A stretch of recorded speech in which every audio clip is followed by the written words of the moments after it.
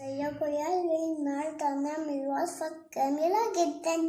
نعمل كوكيز كابو انه تشرب فيها لبن والروس، والكبار يشربوا عليها قهوة سكر وصفار بيضة ودقيق كاكاو وفانيليا وملح وزبدة.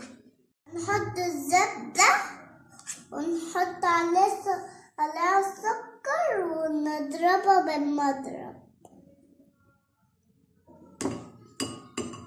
السكر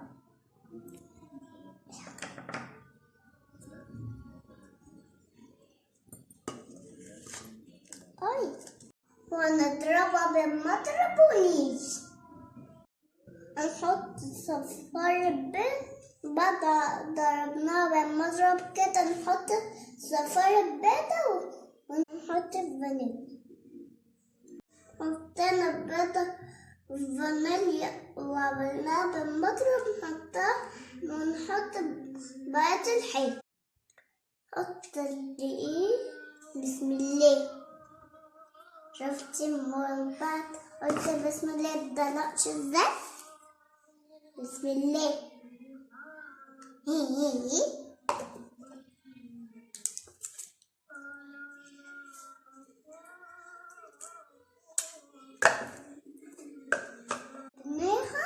حط شوية ونقلب. حط شوية ونقلب.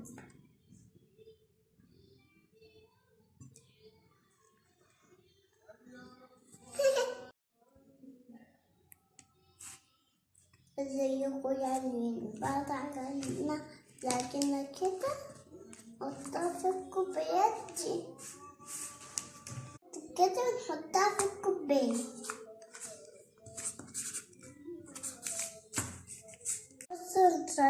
بقت شكلها زي الكوباية، زي نعمل بقى ونيجي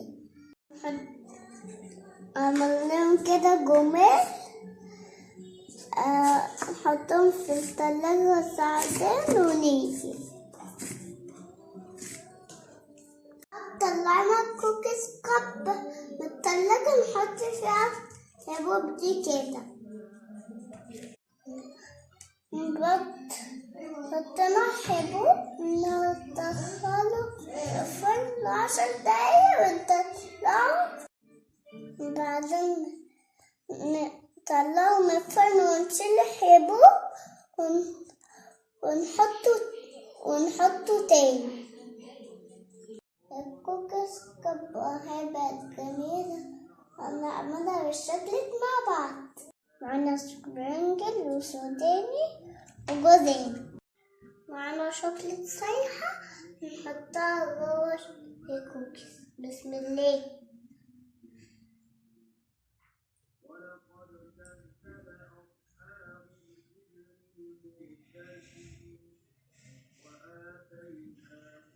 الشوكولاتة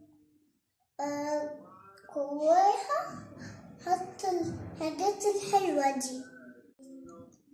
الكوكيز كاب استوت بقت جميلة وحطينا عليها الشوكولات كلها. نهار الشفا يا شيف موكا. النت تشرب لبن وروس بس، كبار تشرب قهوة. يا شيف موكا يا جمالو يا جمال.